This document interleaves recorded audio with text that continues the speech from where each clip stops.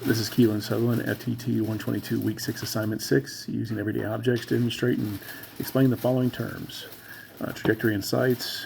The book defines it as sights and optics are designed to create a line of sight that is at a negative angle to the bore axis. When the sights are aligned with the target, the barrel is pointed at a slightly positive angle. Easy on this one. Here's your sight picture.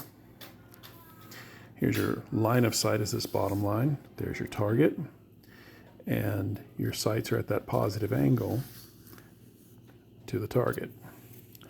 Now, pistols and shotguns have limited, they generally only have one zero, whereas a rifle, your line of sight's this bottom line. There's your target. And you have two intersecting points on it. You have your near zero and your far zero, and this is your bore axis or your scope. Sorry, this is your bore axis. This would be your scope, and what it does is with the Army, when they zero an M4 or an M16, they have the near zero, which is 25 meters, and the far zero, which is 300 meters, which on that rifle, according to Kyle Lamb, is 0.77 inches low at 300 yards with M855 ball. Next is the spin drift, gyroscopic effect or spin drift. And this occurs when applying force to a spinning object. Instead of the object moving in line with the direction of the force, the spinning object will move perpendicular to the direction of force in the direction of the rotation. The Kentucky windage is where people refer to that. So as it's a right-handed twist, it's going to be turning away from me. And what will happen is as it goes farther away, it'll deviate more down and to the right, whereas if it was left, it'd be down and to the left. So that is your spin drifting. You compensate for that. Next is drag. Drag is resistance offered by fluid or air. That is called the drag force or drag when the object moves through the air or water. It acts in a direction opposite to the object's motion.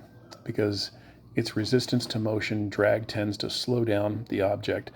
An effective way to reduce the drag is to alter the shape of the object and make it more streamlined. So if we had we have this big marker traveling through the air, it's going to have a lot of force as it's moving this way because it's flat. And all the effects of drag are happening to it. It's not aerodynamic at all. However, if you had this little object, this magnet, and it was spinning through the air, the drag force is going to be less because the air moves around the magnet like that. Next we have the Magnus effect, and it is a phenomenon that occurs with spinning objects moving through fluids with flows perpendicular to the rotational axis, meaning crosswinds. Depending on the rate of twist of the rifling and the weapon and the direction of the wind, those will all depend on what the round does. If the round is spinning clockwise and the wind is coming from the right, the round will be pushed towards the ground and hit lower and to the right, whereas if it is spinning to the right and the wind's coming from the left, the round will push up and to the left. Going through the air, wind is coming from my computer screen. It's going to cause it to go down because it acts on the forces at a 90-degree angle on that.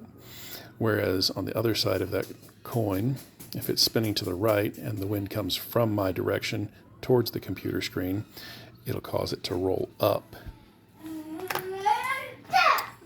Next is the Coriolis effect. And the Coriolis effect it takes place in the northern and southern hemisphere. But in either case, it'll cause the round to hit in different locations. And so you have to account for that past 500 to 600 yards, according to the text in the book and the Army Sniper Manual. In the southern hemisphere, the round will hit left due to the rotation of the Earth, strongest at the poles and weaker at the equator. So we have the Earth spinning. And as it spins, while the bullet is in the air, the Earth is still spinning. So the initial point of aim was here, and as it spins, it's going to change on the fly while it's in the air. The Evotus effect is the same, but it's an east-west problem. So if you're shooting from the west to the east, you're going to hit high because the round is moving away, or the target is moving away from you. And if you're shooting the opposite direction, if you're shooting from the east to the west, what will happen is you'll hit lower because the round is moving into the target quicker. Next is vertical angles, and that is angular shooting at high angles or low angles, or shooting from high to low or low to high. And the biggest problem people have with this is it's uphill or downhill, and they misjudge the distance. So you're normally going to look at the target and say, oh, that's 300 yards away, when it may actually only be